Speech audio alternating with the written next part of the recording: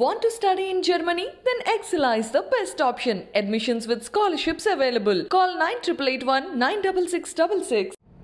తెలంగాణ గ్రామాలలో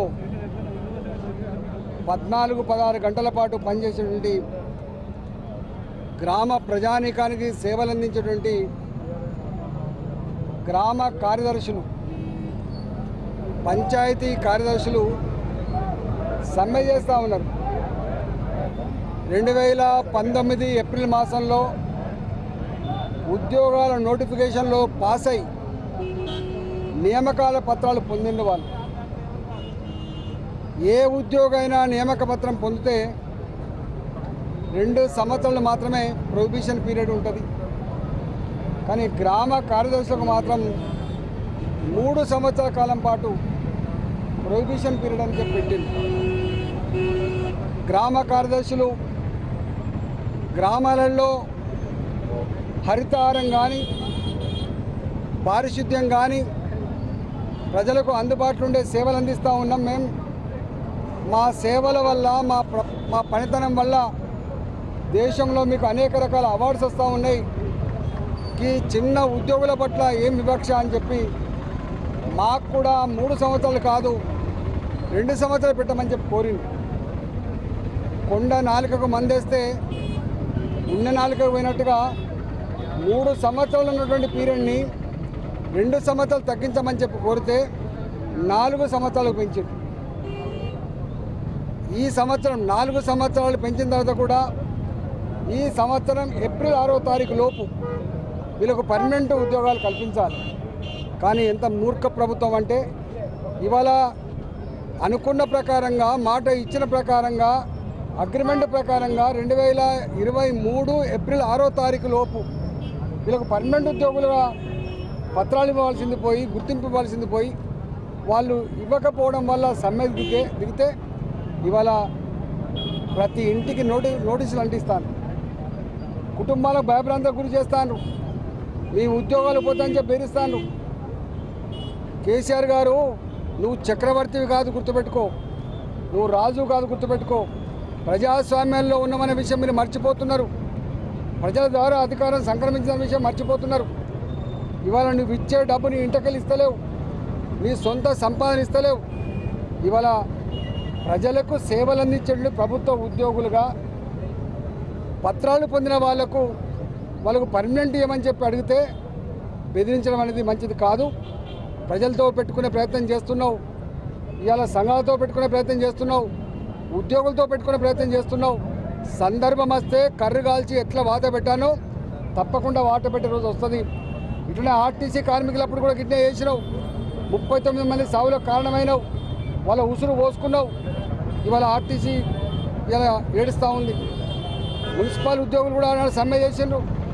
నీకు అధికారం ఉందని చెప్పి తాత జాగిర్లాగా 1700 మంది ఉద్యోగుల్ని బర్తరఫ్ చేసినావు, మళ్ళీ తోక ముడిచినావు. ఇవాళ భార్యలకు బెదిరింపు కాల్సు, పేరెంట్స్కు బెదిరింపు కాల్సు, అత్తగారింటికి బెదిరింపు కాల్సు. మీ గ్రామ కార్యదర్శులు కనుక సమ్మె విరమించకపోతే ఉద్యోగాలు పీకేస్తామని చెప్పి చెప్తున్నావు. ఇవాళ పీకేసే అధికారం నీకు లేదు. ఈ రాష్ట్రంలో కోర్టులు ఉంటాయి, చట్టాలు ఉంటాయి, ఈ రాష్ట్రంలో పార్టీలు ఉంటాయి, ప్రతిపక్ష పార్టీలు ఉంటాయి. అన్నిటికీ మిక్కిలి గ్రామాలలో గ్రామ కార్యదర్శుల యొక్క సేవలేందో ప్రజలు చూస్తూ ఉన్నారు. ప్రజలు సంపూర్ణంగా వాళ్ళకి అండగా ఉంటున్న విషయం మీరు మర్చిపోవద్దు. నేను ముఖ్యమంత్రి గారిని డిమాండ్ చేస్తూ ఉన్నా, ఇప్పటికైనా బేస్జాలకు పోకుండా, చక్రవర్తిలాగా ప్రవర్తించకుండా, మీ ఆ తాత జాగిర్లాగా మాట్లాడకుండా పంచాయతీ సెక్రటరీలు ఎవరైతే 12 రోజులుగా సమ్మె చేస్తుందో వాళ్ళకు పర్మనెంట్ ఉద్యోగులకు గుర్తించమని చెప్పి డిమాండ్ చేస్తూ ఉన్నా. పర్మనెంట్ ఉద్యోగులు గుర్తిస్తే వాళ్ళకు ఒక ఆరోగ్య భద్రత కార్డు వచ్చే ఆస్కారం ఉంటుంది, వాళ్ళకి ఇతరత్ర ఫెసిలిటీస్ వచ్చే ఆస్కారం ఉంటుంది, వాళ్ళ జీతభత్యాలు కొంత పెరిగేటువంటి ఆస్కారం ఉంటుంది. కాబట్టి తక్షణమే గ్రామ కార్యదర్శులని పర్మనెంట్ చేయమని చెప్పి డిమాండ్ చేస్తూ ఉన్నాం. ఇవాళ గ్రామ కార్యదర్శులు కానీ, మహిళా సంఘాలు కానీ, వివోఏలు కానీ దీక్ష చేసుకుందామంటే టెంట్లకు పర్మిషన్ ఇస్తలేరు సిపి గారు. మరి సిపి గారు అంటే ఇది ప్రజాస్వామ్యం అనుకుంటాడా లేకపోతే వాళ్ళు జాగిర్ అనుకుంటున్నా అర్థం కావట్లేదు. ఇవాళ మహిళలు కూడా 3900 రూపాయలు అన్ని రకాల కార్యక్రమాలను, అన్ని రకాల సేవలు అందించే వాళ్ళు వివోఏలు, సిఏలు గత అనేక సంవత్సరాలుగా వాళ్ళు కోరుతూ ఉన్నారు. అయ్యా మేము సీఏలుగా విఓఏలుగా కేవలం వాళ్ళ బ్యాంక్ అకౌంట్స్ లెక్కలు లోన్లుగా మాత్రమే కాదు, జనాభా లెక్కలలో కావచ్చు, ఇవాళ ఎలక్షన్లు వచ్చినప్పుడు ఆ పనులు కావచ్చు, కరోనా వచ్చినప్పుడు టీకాల పని కావచ్చు, పిల్లలు చదువుకుపోకపోతే ఆ పిల్లల్ని ఐడెంటిఫై చేసి పంపడం కావచ్చు. ఒక్క మాటలో చెప్పాలంటే అన్ని రకాల పనులు ఇంక్లూడింగ్ ఐకేపీ సెంటర్లు వడ్డు కొనే పని నుంచి మొదలుపెట్టి మక్కలు కొనే పని నుంచి మొదలుపెట్టి అన్ని రకాల పనులు చేసే వాళ్ళం మేమే. మీరు ఇచ్చే ఆ 3,900 రూపాయలు మా బస్ కిరాలు కూడా సరిపోతలేవు, ఎట్టి చాకరీ చేయించుకుంటున్నావు, మహిళల కన్నీళ్లతో చెలగడమాడుతూ ఉన్నామని చెప్పి వాళ్ళు కూడా సమ్మె చేస్తూ ఉంటే వాళ్ళు కూడా పట్టించుకోవట్లేదు. నేను డిమాండ్ చేస్తూ ఉన్నా, 18,000 మంది సీఏలు కావచ్చు, విఓఏలు కావచ్చు, 3,900 రూపాయలకు బస్ కిరాలకు కూడా సరిపోకుండా ఎట్టి చాకరీ చేస్తూ ఉన్నారు. వాళ్ళకు పక్క రాష్ట్రం ఇచ్చాడే 10,000 రూపాయలు ఇచ్చే దమ్ము లేదు నీకు. మాట మాట్లాడితే ఈ రాష్ట్రం ధనిక రాష్ట్రం అంటావు, సంపద కొదవలేదంటావు, రాజు తలుచుకుంటే దెబ్బలకు కొదవ అంటావు. మరి రాజు తలుచుకుంటే దెబ్బలకు కొదవలేకపోతే ధనిక రాష్ట్రం నిజమే అయితే మహిళలను ఎట్టి చాకరీ చేయించుకొని వాళ్ళ కన్నీళ్ళు చవి చూడడం నీకు ఎంతవరకు మంచి జరుగుతుందో ఆలోచన చేసుకోమని చెప్పి కోరుతున్నాం. ఇవాళ ముఖ్యమంత్రి గారు ఆనాటి తెలంగాణ ఉద్యమంలో మా మహిళల పాత్ర ఇంత అంత కాదు, వంట వార్పులలో పిల్లల్ని పోగొట్టుకొని కన్నీళ్లు పెట్టిన దాంట్లో, తెలంగాణ ఉద్యమాన్ని నడిపిన దాంట్లో గొప్ప పాత్ర పోషించిన వాళ్ళు, గ్రామాలలో అన్ని రకాల సేవలు అందించే వాళ్ళు, వాళ్ళ జీవితాలతో చెలగడం ఆడితే మాడి మషి అయిపోతామని చెప్పి ప్రభుత్వాన్ని హెచ్చరిస్తూ ఉన్నా.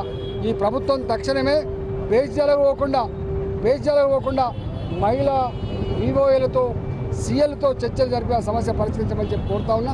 అదేవిధంగా గ్రామ కార్యదర్శులతో కూడా చర్చలు పెట్టి ఇలా డెడ్ లైన్ 3 గంటలకు మీరు రాకపోతే మీ ఉద్యోగాలు పోతే నీ అబ్బా జాగిరి కాదు, నీ తాత జాగిరి కాదు నువ్వు అనుకుంటా ఉన్నావు. తప్పకుండా భారతీయ జనతా పార్టీ మహిళలకు అండగా ఉంటుంది, భారతీయ జనతా పార్టీ గ్రామ కార్యదర్శులకు అండగా ఉంటుంది, భారతీయ జనతా పార్టీ న్యాయపరమైన పోరాటం చేస్తుంది, భారతీయ జనతా పార్టీ అవసరమైతే ప్రజల్ని సమీకరించి వీళ్ళకి అండగా ఉంటుందని చెప్పి ఈ సందర్భంగా తెలియజేస్తాం.